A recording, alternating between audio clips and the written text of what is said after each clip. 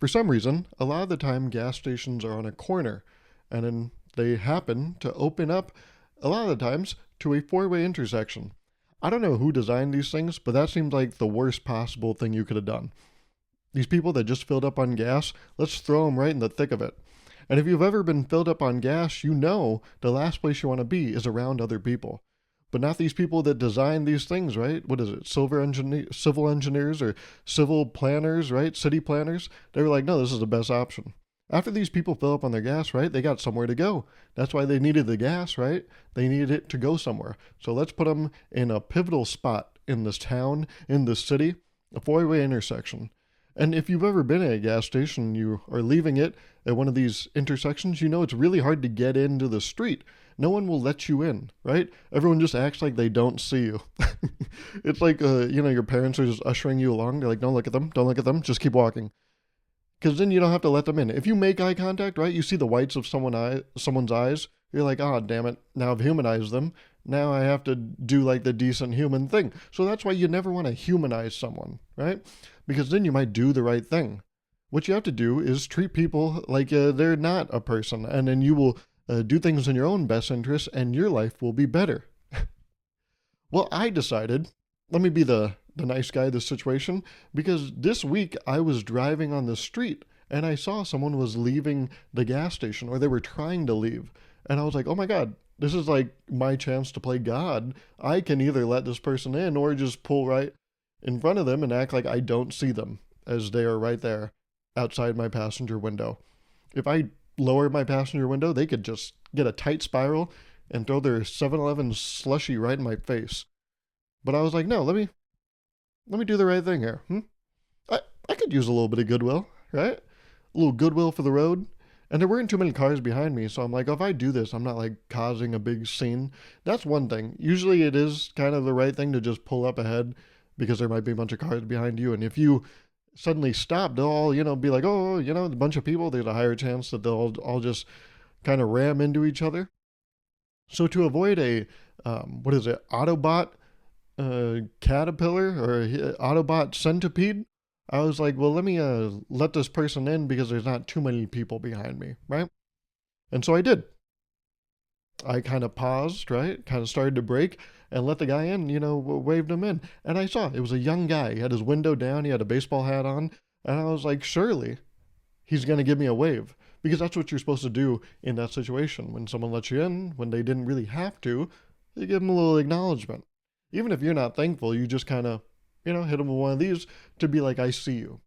I'm not going to give you thanks because I reserve those for November, Thanksgiving, right? But I will acknowledge and say, I see you. Okay. However, this gentleman did not do that. He took the opening, right? He took the gap I gave him, but he didn't wave. And I gave him a pass, right? I try to be an optimistic person, assume the best of everyone. I was like, oh, duh, Gauruv, come on, don't be so hard on him. He probably doesn't want to multitask. It's not a good idea to be distracted when you're driving. Something I thought this week, is it illegal, right? This is a thought I had. Is it illegal to read a book while driving? What do you think? That's a thought I had. And before you look it up, or actually before I tell you, don't look it up, I need you to stay right here on this podcast called engagement. That's right. That's all forms of engagement I'm going to have in my life is by trapping someone. But no, in the name of engagement, I'm about to tell you. But before I do you have an idea? Do you think it would be illegal or not? I mean, it's not a phone. It's not digital. So then does that change things? Like if I was to use an e-reader, right? Last week I talked about an older lady reading smut on a plane. If you were to use an e-reader, is that basically like a phone and then it's illegal? But then why is putting it on parchment, right? A little bit of physical book, why does that change the rules? It doesn't. It's still illegal. I looked it up. It is illegal to read a book while driving. It falls under the distracted driving laws. And so, yeah, it's illegal. And so when I let this guy in, I assumed, he didn't want to, do something while he was turning because then he would distract himself. So surely he'll just pull up in front of me and then give me one of those, raise the hand, wave it, go through the back window, and then I'll be like, oh, yeah, no problem. However, he didn't do that. He didn't give me a wave. This punk, this hooligan, this societal malcontent He just pulled up in front of me with no acknowledgement. Baseball hat and all. I thought he was cool, but apparently he was too cool for me. And then I should have seen it coming. The next thing that happened, light turns green, he goes. He starts zooming through traffic. He runs into a light pole. He crashes. Can you believe that? Hope not, because it's made up. But what you probably thought right now was a bad feeling, right? You're like, oh my God, did that happen? I feel bad for the guy. But I bet you didn't feel as bad for him because he didn't wave to me, right? In this hypothetical situation, you probably felt terrible. You're like, oh my God, is he okay? But there was probably a small party that was like, yeah, but he didn't wave at you. And so that's what I'm saying. If he had waved, right, we would have felt just fully bad for him. Again, we do feel bad in this hypothetical world that he crashed. We feel 99% bad because he didn't wave. But if he waved, I bet you would feel 100% bad for him, right? But you would have had, right, in your feeling bad, there would have been a footnote that said, yeah, you feel bad, but, you didn't wave. And so I'm saying, if he had just waved, right, he would have been wholly good. But then, yeah, him speeding, I didn't make that part up. Right when the light turned green, he did start doing that thing where he weaves through traffic. And then I realized, oh, well, his wave doesn't really have any value then. If he had given me a wave and then I saw him do that, I'd be like, oh, well, yeah. What does that mean from you, right? It's like if someone baked you a cake and then you find out as they were baking it, they were just scratching their ass. You're like, oh, well, this cake has no value to me now because this is full of shit. Same thing with a wave. Right after I see him jet past those other poor cars that didn't let him by like I did, I would have known that, oh, he was full of shit. His wave, this thing that looks so sweet on the surface, actually is quite sour. Now, I don't want any part of it. You can take it back. Send it back. And don't charge me for it. But you probably, right? In the chance that something ever bad happens, you got to make sure you're a good person. That way, whenever the bad thing happens, you don't have some asshole out there being like, oh my God, that happened to him? Well, he didn't wave to me that one time. So, I mean, yeah, hey, thoughts and prayers, of course, we feel bad.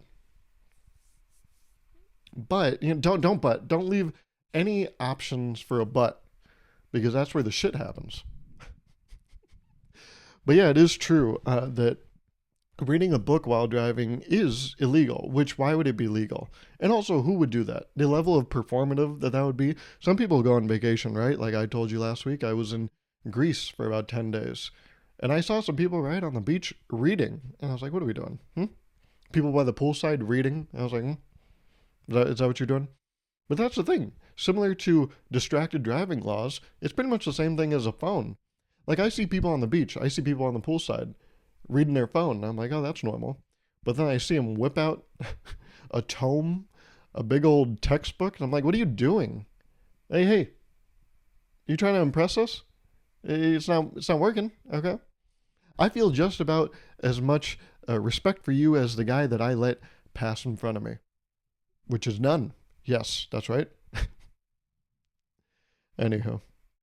One thing, speaking of reading in Greece, one thing I realized was that there was a quote that I had come across.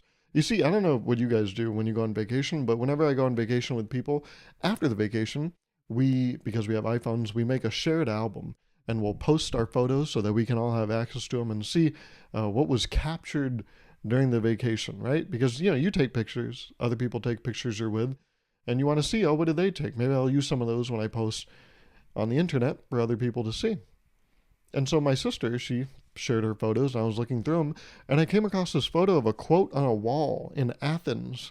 And the quote read, I'll put it right here, "Everything will be okay in the end.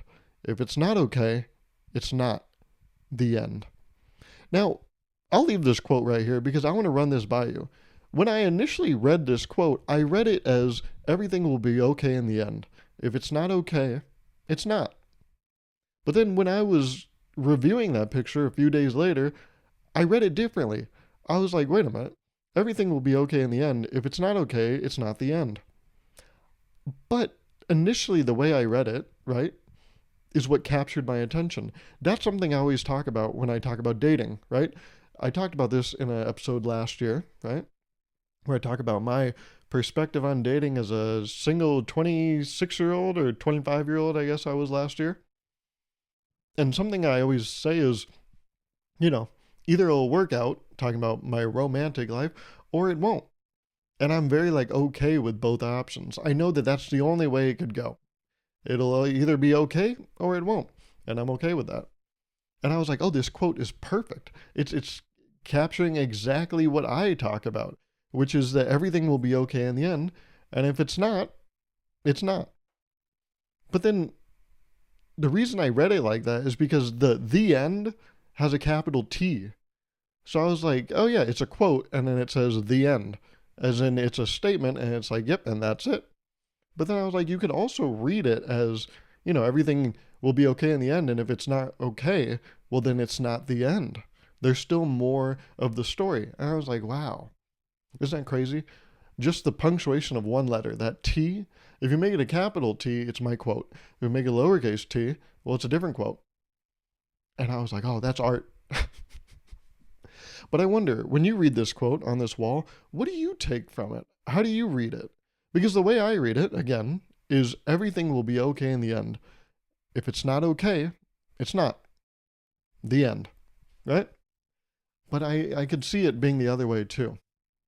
But this just reminded me of like, yeah, what I always talk about when I talk about dating, which is like, people always say that thing. As a guy, obviously, I have not as much concern in terms of like the the whole biological clock thing, but still, people put a timer on you. They're like, "Well, aren't you worried? You're just not gonna like find someone? Isn't time running out?" And I'm like, "Yeah." I mean, yeah, every second that goes by, right? Time is running out. But I'm like, no, I'm good. I'm confident it'll all work out because either it will or it won't. The end. But yeah, let me know. How do you read that quote? Huh? I realize talking is the least important part of a conversation. Isn't that weird though? Because like talking is a conversation. Like if no one's talking, there's no conversation. But I think there is. And that's what takes me to the most important part of a conversation, which is body language. Because you ever like talk to someone and then they react in a certain way and you're like, "Oh, no, that the way you just moved and like reacted and the way your face was, that told me more than your words could probably." Unless someone is very articulate, a lot of the times, yeah, what they give you, with their face and their body is typically what's actually happening. Now, this isn't this isn't to say that you should ignore everything that someone's saying and be like, no, your body tells a different story, so I'm not going to listen to what the fuck you're saying. But I realize, oh yeah, isn't that funny that talking, which is what a conversation is, isn't even, I feel like, the most important part of a conversation. Because it's body language. I feel like body language is where you pick up on the vibes. Because, yeah, you can kind of get vibes by someone talking, but it's fully the audio and visual experience that I really enjoy. And that's why I think I've talked about this in the past on this podcast, in that I can't listen to podcasts. I can watch podcasts, but I can't listen to them alone. Like I know Conan's podcast, Conan. See, I told you talking's not the most important part of a conversation, because if it was, I'd be fucked. But in Conan's podcast, Conan O'Brien Needs a Friend, I believe that's what it's called, a lot of the episodes I think are just audio. So I don't really listen to very many of them, but I watch most of the clips that they post on YouTube. And that's because I have to watch how people interact with each other with their body and their mouths. What is this guy watching? Podcasts. How do you spell that? Pod cast. Okay, it's not something else. Type it into your search history. What pops up for you, sicko? But I can't do it. Like people will be like, "Oh, you should listen to this podcast," and if it's just audio, I'm like, then I can't do that. It's the same thing as like I can't watch movies before like 2004, because all movies before 2004 they just look kind of old, and I can't do it. There are like certain things that will just completely turn me off of like watching or listening to something. And with podcasts, it's the absence of a visual medium. I need it. And I think that's why I also immediately starting this podcast and continuing to do it will have this video component, because I really like it. I don't think I would want to just put this out as like a, what is it, auditory medium. Like it needs to be visual too. It's funny, actually. I'll pull up a comment, put it somewhere here. I think a couple episodes back, someone said you're very articulate with your hands. I think they said, and I think that is part of this podcast. I think it's the way I move. Well, I'll tell you what, it's all about the way I move. That's why people tune in and are, they love this because it's not what's coming out of my mouth. It's what's oozing out of my body. that swagger, they call it. But no, in high school, I was in the freshman mentor program. Do you guys know about this? In middle school, they called it something different. I did it in middle school too. When you were in eighth grade, right? Middle school for me was sixth, seventh, eighth grade. And when you were in eighth grade, you got the chance to join a program called WEB. WEB stood for Where Everyone Belongs. And when fifth graders were about to come into middle school, they would stop by our middle school and do a little tour. And so the web leaders would have a group of fifth graders, and we'd take them around the school, give them a little tour, and tell them about the experience. And then in high school, when you were a junior or a senior, 11th and 12th grade, you could be what's called a freshman mentor as part of the freshman mentor program. In fact, one of the leaders of the freshman mentor program was my friend Tyler. This is an episode of the All Ears podcast I did with him a little over a year ago. And in freshman mentor program, one of the exercises they had us do during one of our summer workshops was stand across from someone, about 3 feet, 5 feet, something like that, and just talk to them. Just have a monologue and the other person just listen. And I remember for this exercise, one of the people I was partnering up with was Sean Putzier. And I remember I was doing all the talking, and then he was just doing the listening. And then we stopped, and then the listeners were asked to report on what they had observed about the other person. And in front of everyone, Sean goes, the thing I noticed most about Gauruv is he's very animated with his hands. I was actually afraid he was gonna hit me at one point because of how wildly his arms were moving. And I was like, oh my God, I didn't even realize I did that. But I am very animated with my hands. And so I think, right, that is such an important thing to me, and maybe that's why I do it so much. Because this just talking thing, that's the least important part of a conversation. I feel like some of the funniest things in a conversation are not something someone says, but some face they make or some gesture they perform. A gesture performing a gesture. Now that's funny. So I don't know. I realized that this week. I don't know what made me realize that. I'll have to think back and remember. But I realized, talking is the least important part of a conversation. That's what you have, right? It's the same thing in school. People always talk about, how do I get into college? I have the good grades. What else do I need? And I'm like, well, that's what you have to have. That's the bare minimum. Then everything else, that's what you need. The grades, that's non-negotiable. I remember one of the parents, they had this person from a college recruitment thing come in and speak on AP night. Bust down AP night. But they had someone come and talk, and one of the parents in the crowd asked, what would be better? Should my student get a B in an AP class, advanced placement class, or an A in a regular class? And the presenter said, well, your kid should get an A in an AP class. And the whole crowd erupted. We were like, oh, that's the funniest shit I've ever heard. But it's true. You need the good grades. That's the bare minimum. Then everything on top of that, that's where you excel. It's the same thing with a job, right? People are like, well, I have a great GPA. I have this degree. And I'm like, well, yeah, that's okay. And so does everyone else. But what else do you have, right? I think a lot of times now it's a changing world. And I don't know if it's for the better or the worse. But you got all these fucking kids in middle school. You got kids in my web group probably starting startups. And I'm like, what the fuck? You got kids in 5th grade starting foundations so that when they try to be the club president in high school, they can be like, look, I started a foundation when I was 10. And all their peers will be like, I guess we have to vote for that person. Yeah. They say how to start a foundation. I mean, I don't even know how to spell foundation. I'm just kind of trudging along. I don't know what to think. Yeah, we'll do him. He had, what did he do? Oh, yeah, he made nets for mosquitoes carrying AIDS. Yeah, we got to get that guy. so that he can decide when we have potlucks. Yeah, that's the qualification right there, right? Fucking unbelievable. But there's so many big things in life happening, right? I don't know about you, but especially so right now, everyone moves at different timelines. But something that's happening, and I've been noticing recently, is there's a lot of people in my life making big changes. A friend of mine recently had a kid. A friend of mine recently got married. A friend of mine recently got a new job. My neighbors, I just ran into them. I came back from a walk the other day. I was like, oh, hey guys. I feel like I never really see them. And they're like, hey. And they had a bunch of boxes outside their front door. And I was like, oh, what's going on? They're like, oh, we're actually moving. I was like, oh, my goodness.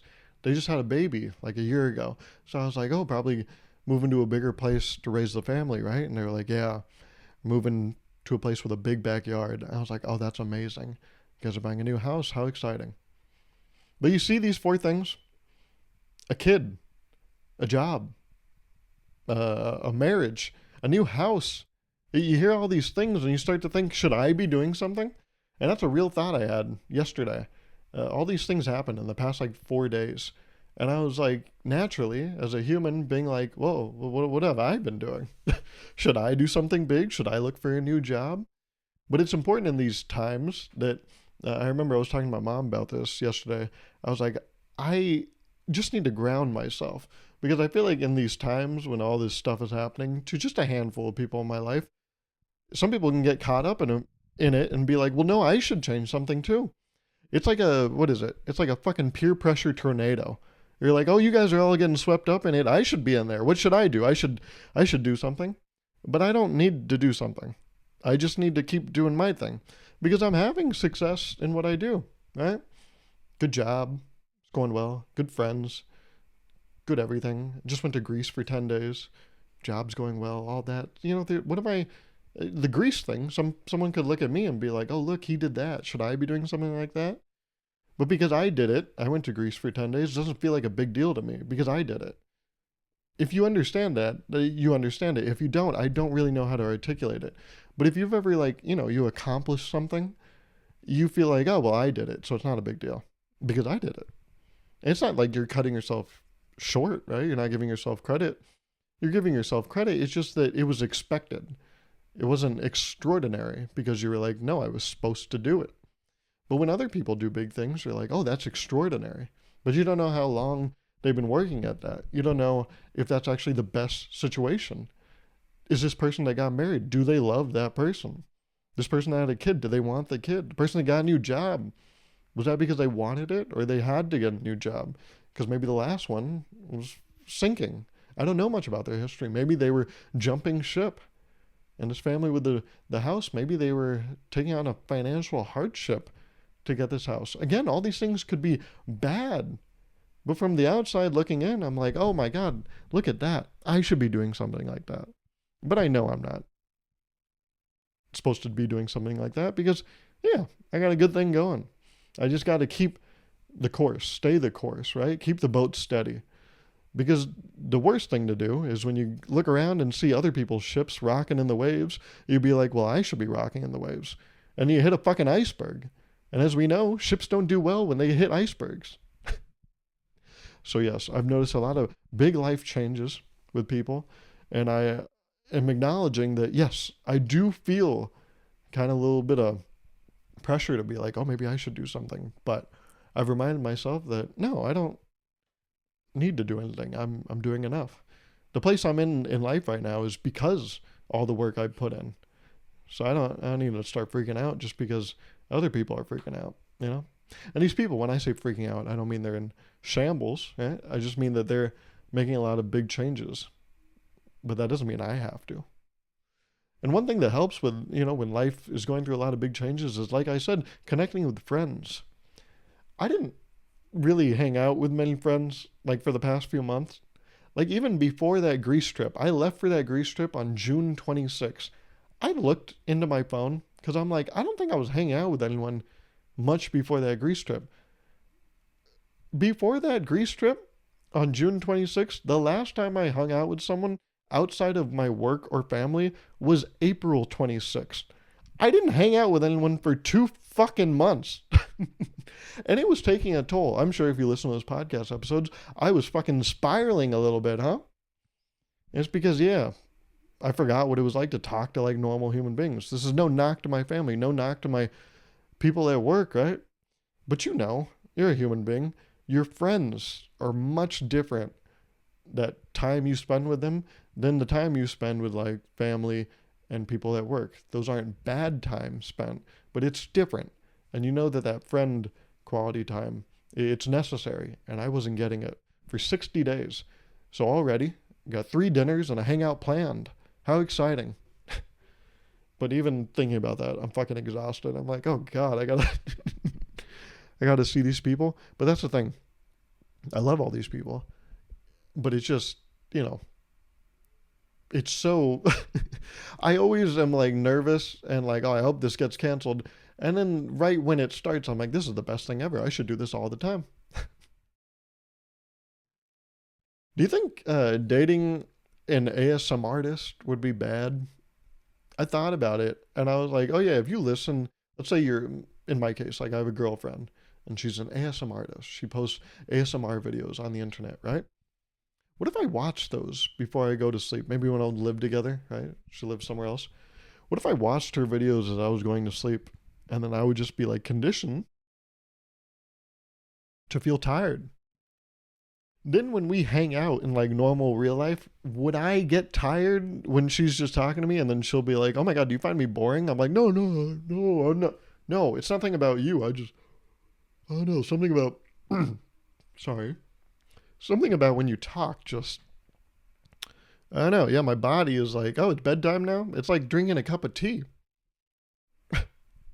And that's not on you. That's just, I think I need to work through something. I think I need to stop listening to you as I'm dozing off because I've Pavloved myself. Your voice is like a whistle that makes me sit, except it's just a frequency that makes me want to doze. And then again, that's not on you, that's on me. And I wonder if that's like a real thing that's ever happened with someone that's in a relationship with an ASM artist. Does the partner ever think like, you always yawn when I talk? What's that about? Are you finding me boring now? You're like, no, no, no, babe. I don't. Also, this was a idea I had last week, and I realized, oh fuck, I didn't cover it. When I was in Greece, there's a bunch of like Greek like advertisements and like signs and stuff like that, and that shit looks crazy. Like I'll try to throw up a Greek sign right here, throw up the Greek sign, but no, okay, well, but no, you see this? Like, although that's wild, right? The characters look kind of crazy, and I was like, I wonder if English looks goofy to Greek people, like the same way their language looks a little like crazy to me. I'm like, do they look at English and think like, oh, whoa, that's crazy? But no, I was like, English probably looks so vanilla, so boring. It's like the missionary of languages compared to Greek. Because Greek, they got a bunch of stuff hanging off their letters. They look like symbols. Whereas like American, I mean English letters. It's just I said Greek, so my mind was like, oh, what's the opposite of Greek? In this case, it's American. I understand the fucking alphabet's not American. It's English, okay? Holy shit. Oh, is this that Common Core? Is this what that Common Core did to my kid? They made him stupid? It's like, no, no, I came like this. It's okay. But I wonder, yeah, do the Greeks, do they look at the English alphabet and be like, what the hell is that vanilla shit? Why didn't you guys want to spice it up a little bit? Hmm? Add a little bit of tzatziki to that shit and make it a little interesting.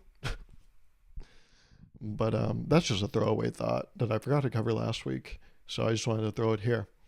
And something I'd also like to throw here is a little song recommendation. It's becoming a weekly thing. I listen to like a few new songs every week, and then I'm like, oh, I should share them with you guys if you're curious, right? That'll help us get closer, right? If you like know the things I like instead of just listening to me do bits the whole time. So it's another song I really like this week is Gabriella by, is it Cat's Eye? Is that how you pronounce it? I looked up how do you pronounce their name, and I was seeing overwhelming evidence of Cat's Eye. But if that's wrong, I apologize. I also called the English alphabet the American alphabet a second ago. So what can you expect from me, huh?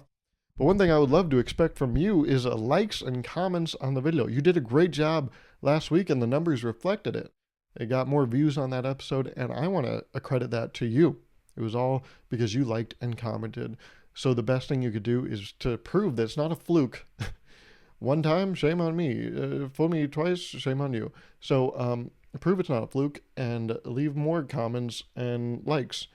Yeah, that little reverse psychology. How about that? I bet you can't do it again. Ha! But you're going to fall for that. Huh? You're probably like, no, Garv, I can do it again. Here's a comment. Ha! Bet you look so fucking stupid now. I'm like, oh, wait, hey, easy. I always look like this. But you're still right. So yeah, make sure you make me right about the fact that, oh, you guys are going to like and comment on this video again. Because I appreciate it very much. So thank you for listening. Thank you for watching. Because you know you got to do both. You can't just listen. You got to watch too. Make sure you leave a like and a comment, and I will talk to you next week. Okay?